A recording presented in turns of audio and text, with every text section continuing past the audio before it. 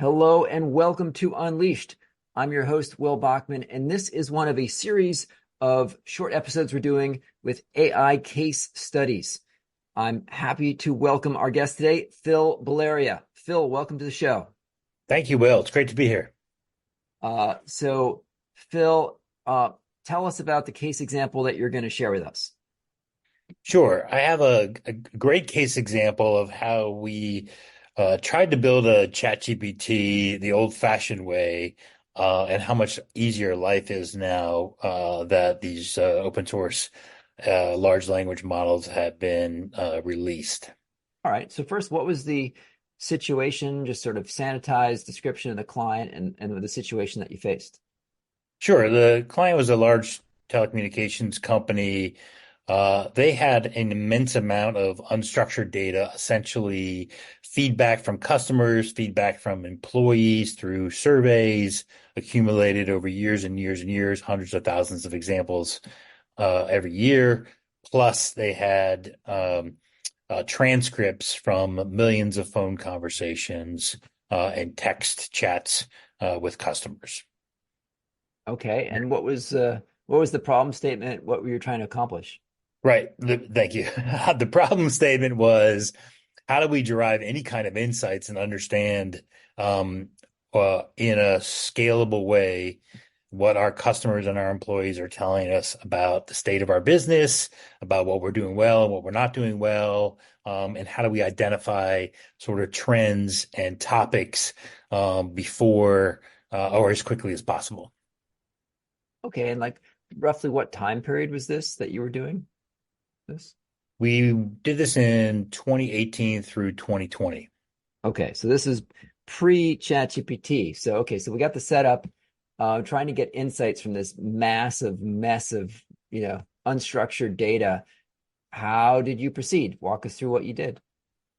Yeah, great. Thanks. We had a super smart data scientist, and he had sort of on his own kept up to date with recent publications, one of which was Google made public and released what they called BERT, which is a methodology for natural language processing that allows you to look at large bodies of text and pull words and phrases out in the context of everything that surrounds those words or phrases. And so within our team, we were able to code essentially an algorithm that was able to first identify topics and classifiers from this rich body of unstructured data. Second, then kind of score each topic and each phrase on sentiment. So was this a positive expression from a customer or an employee, or was it a negative one in the context of everything surrounding it? And then third, within each of these topics, create a short summary of essentially what the customers or employees were saying that was related to that topic. Hmm. And then tell me how that, walk me through the steps of that, and then how you started using the insights. Yeah, so as you can imagine, trying to build this and run it on all the data that I mentioned is very processing intensive. And so the first step was testing and iterating the model on smaller samples of data. So we started first with employee surveys. So the company at the time had HR employees read all the verbatim comments. And so it was a very time consuming process and also kind of rife with subjectivity in terms of how they classified those. And so we pulled these into the test model because it was a smaller sample of data. We were able to process that, come up with the topics, the sentiment. Then we reviewed it with HR business partners in this case and with business leaders to make sure we were accurately capturing it. We also took this model itself was trained on all the information in Wikipedia, but we took other information and words and language that was more specific to this company, and put that into the model so that we could refine it. And so it was a very iterative approach, but over a period of about 6 to 8 months, we all felt confident that on these sort of bi-monthly surveys, what we were spitting out essentially in terms of topics, sentiment, summaries, and so forth was a very accurate representation of what the employees were actually saying. And then how did you start using that or actually drawing insights from that and and taking action on it and so forth? Yeah, great question. So then we went over to a business application, and like most things, it's important to start with a question or a problem you're trying to solve. And so in this case, the problem we were trying to solve is why weren't sales agents on the phone or through text pitching a particular strategic product? And when they were, how were they pitching it in a way that made it more likely to sell that product versus less likely? And so again, with that particular use case, we were able to take a sample of data, only that data that where the agents actually or the customer mentioned that particular product, and then kind of feed it through the algorithm and determine what were the words and phrases and sentiment associated with successful sales versus non-successful sales. And then with that information, go back with folks, partners in the sales channels to train the sales agents on kind of the right expressions and words and context to use when pitching that particular product. That is amazing. So you were actually able to, across millions of conversations, figure out the right phrases or phrases that seem to then work well or phrases that seem to, lead to not a sale. Right. Yeah. In fact, Keep we it even called it phrases that work. phrases that work. All right. Well, Right. um, can you, keeping it sanitized, can you share any of those phrases that worked and what were some that like did not work?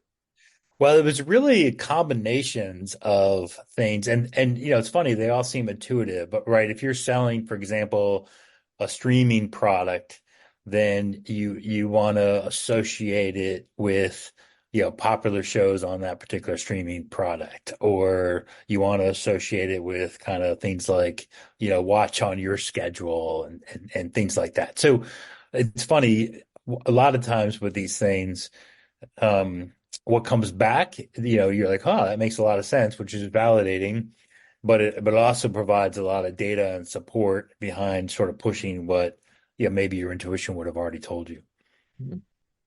I suppose you could also detect like the most common objections and so forth and figure out ways to overcome those objections or like what worked, what didn't, and so forth. Right, exactly. Wow, that's powerful. Now, have you do you know if just with the recent advances in Chat GPT and so forth, is that sort of effort now easier than it was when you started in 2018? Absolutely. I mean, obviously, some of it depends on what kind of arrangement you have with whoever the provider of the large language model is, OpenAI or whomever, and how you're securing and protecting your data. Um, so I think the one trade-off now is if you haven't built this model yourself, right? Now you're paying for the API and you're paying for the processing and all that kind of stuff. Whereas in this particular case example that I gave, we had all the data on premise with processing capacity through that means. So it could be it's far simpler and quicker, but relative to the case example I get could get fairly expensive. Awesome. Now, I know that you've done a number of AI related projects, both as a consultant and as exec. Do you want to share one other case example? Sure, I have a good sort of classic AI example, sort of if we can all remember, pre-November 2023, when Chat GPT was launched and we cared, about driving business value through AI algorithms. And this is again a sales channel application where we implemented what I would call sort of a next best action engine. So the next best action engine just takes the information that we know about a customer's risk, customer's value, the products and services they have with us, how they've engaged with us in the past, and recommends the next best action to take with that customer. It could be to um, recommend some sort of product they have today that they haven't engaged with recently. It could be a new product to buy. It could be an offer to keep them on an existing product that they're likely to remove, and so forth. And then, that AI sort of engine has a reinforcement learning component to it. And so it takes the feedback from those interactions and those recommendations that the agent provides and or the outcome of the call and feeds that back into the algorithm to sort of do reinforcement learning and continue to improve the power of the recommendations. Can you tell me what the process was like to develop that tool, that next best action engine? Sure. I mean, like many things, especially in a larger corporate environment, the biggest challenge is integration with existing systems, um, and getting sort of timely enough responses to match the needs of an operational environment.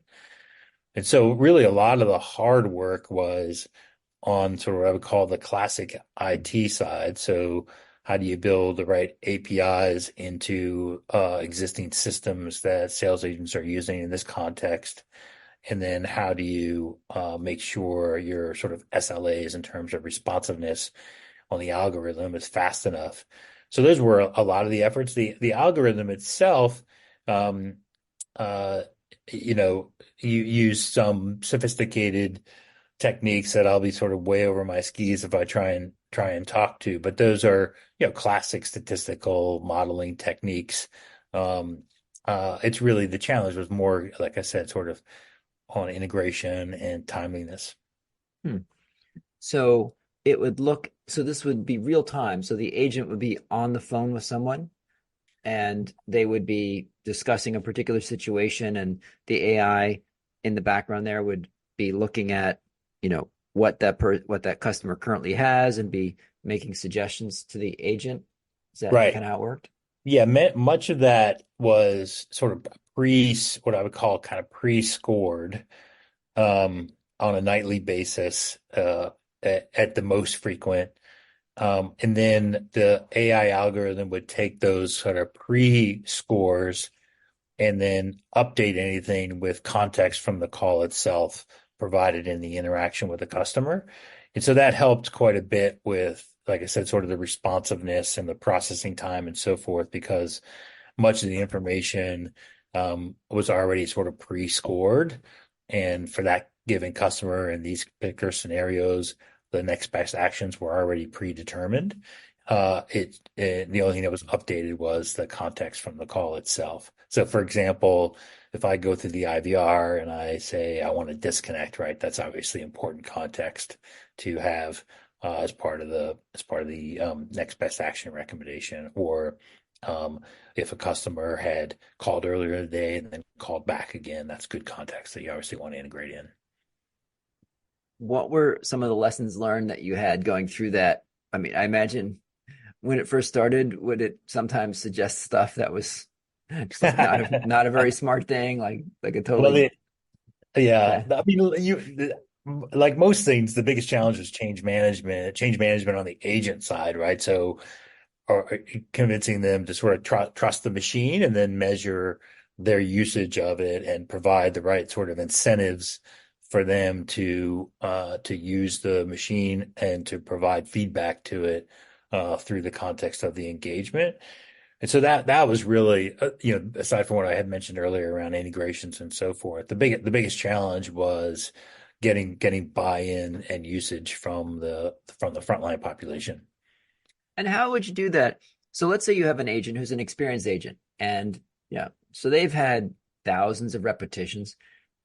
They get a customer, the system is recommending, oh, pitch this offer, but the agent is thinking, that's a dumb idea. I know this person is not going to take this offer. It doesn't make any sense. would you like insist that the agent offer it, or would you give people, leeway to override the system? Talk to me about that change management piece.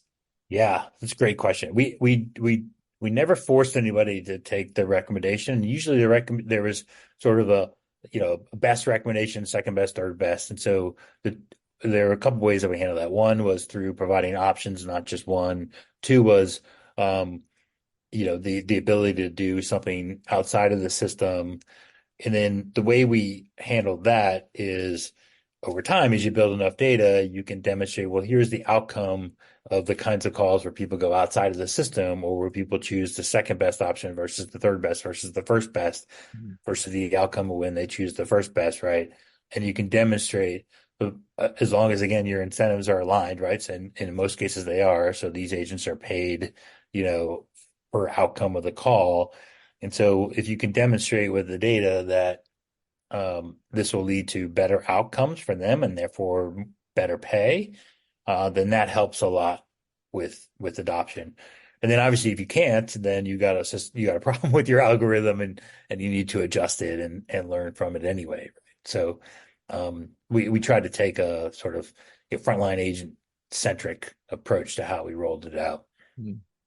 For someone who is not technical, a consultant who hasn't dealt with this sort of AI machine learning tool before, what are some lessons learned or vocabulary terms or tips that you have on how to, communicate what you're looking for with the technical people?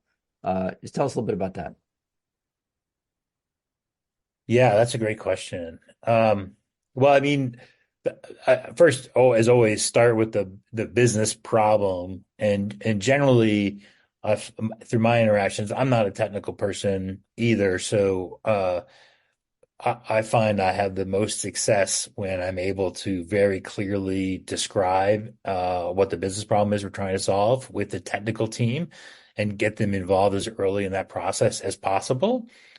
And then I find I spend more of my time figuring out how to translate from a, a problem that we're trying to solve, a business problem that we're trying to solve, into some what I would call applications, so technical applications, and then let the technical folks kind of go wild with all the amazing, coding and techniques and so forth that they can use to meet the needs of those applications and ultimately solve the business problem. Where I get myself in trouble is if I try to say, well, why wouldn't you use this particular algorithm, or come in with a solution mindset as opposed to defining the problem and asking the right questions. Hmm. Um, Give us a sense of timeline to set realistic expectations. If you're trying to get something like this started, get some kind of recommendation algorithm for a call center. What's the major chunks of work? I mean, you mentioned that just getting access and the APIs to the system is sometimes harder than actual the algorithm itself. Give us a sense of those timelines.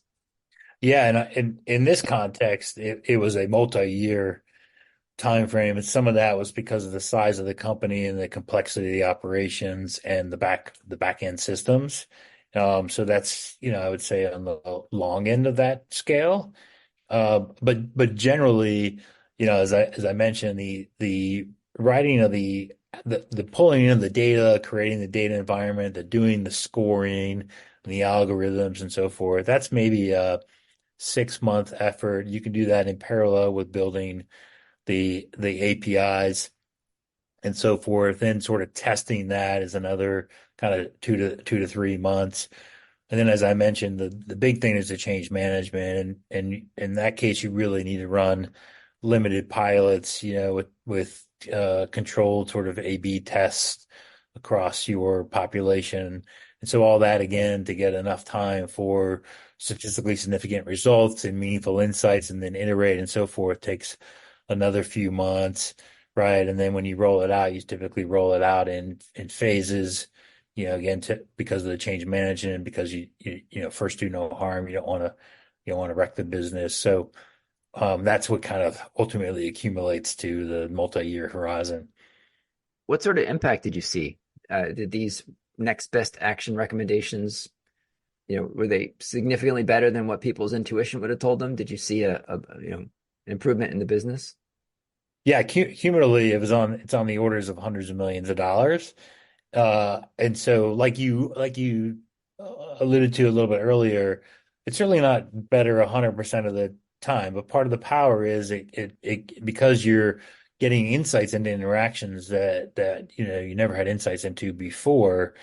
You learn from the really good agents, and so the real power is bringing the new agents up to speed much faster, and then elevating the performance of the sort of middle tier, right? The bell and the bell curve.